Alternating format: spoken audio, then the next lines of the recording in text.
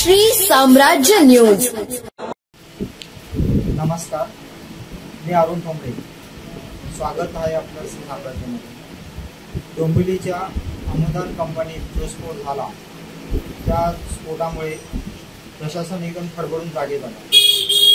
आज 8 दिवस झाले, अजूनही काही बेपत्ता आहे असं समजतं। तर हा स्फोट इतका भयानक होता तर त्यामुळे भरपूर लोक घायाळ झाली, निष्पाप जीव गेले आणि अशा या स्फोटाबद्दल कोणीतरी आवाज उठवला पाहिजे आणि भारतीय नागरिक म्हणून पुढे आला पाहिजे। याच भावनेने बदलापूरचे राष्ट्रवादी शरदचंद्र पवार गटाचे सरचिटणीस कालिदास देशमुख यांनी बदलापूरमधील 2 कंपन्यांच्या बाबतीत असाच एक पत्र प्रशासनाला लिहिलेलं आहे आणि त्याबाबत त्यांनी आवाज उठवला आहे की त्या कंपन्या सुद्धा ह्याच प्रॉडक्टमुळे स्फोट होऊ शकतो किंवा खतरनाक आहेत आणि या बदलापूरमध्ये खूप भयानक परिस्थिती होऊ शकते।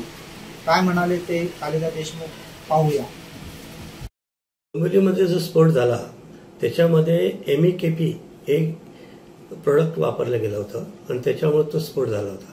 त्याच्यामुळे 8 लोकांचा बळी गेला आणि 35 लोकांचा जखमी झाली होती। काही महिन्यापूर्वी गेल्या वर्षी तळोजा येथे सुद्धा सेम स्फोट झाला होता। तळोजाला पण तो स्फोट झाला होता आणि त्याच्यानंतर 18 जानेवारीला बदलापूर खरवई मेडिसीला सुद्धा जो स्फोट झाला तेव्हा त्याच्यामध्ये सुद्धा MEKP हेच प्रोडक्ट वापरलं गेलं होतं। हे प्रोडक्ट वापरल्या गेल्यामुळे सगळीकडे त्याच्यात तो ज्वलनशील पदार्थ असल्यामुळे स्फोट होतो।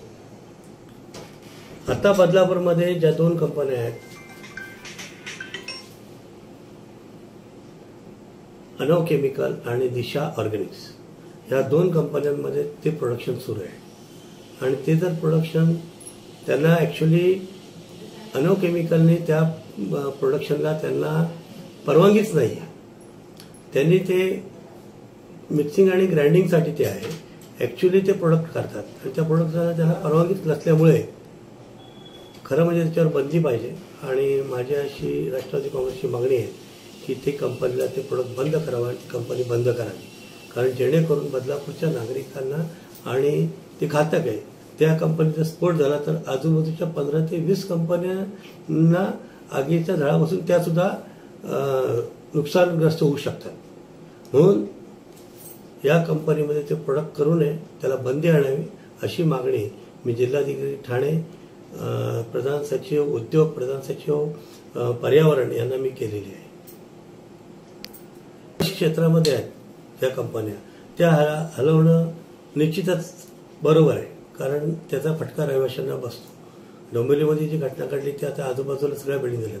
बदलापूरमध्येही तशी परिस्थिती आहे। आता MIDCला पण पनवेलकर नगरी चांगली आहे, बाजूला खरवईचे मोठा कॉम्प्लेक्स उभा आहे, यांना सुद्धा खरं म्हणजे परवानगी देताना विचार करून द्यायला पाहिजे। आता ज्या दिलेल्या आहेत तर पुढे पण बदलापूरमध्ये अशी परिस्थिती होऊ शकते की या कंपन्या हलवा लागणार आहे।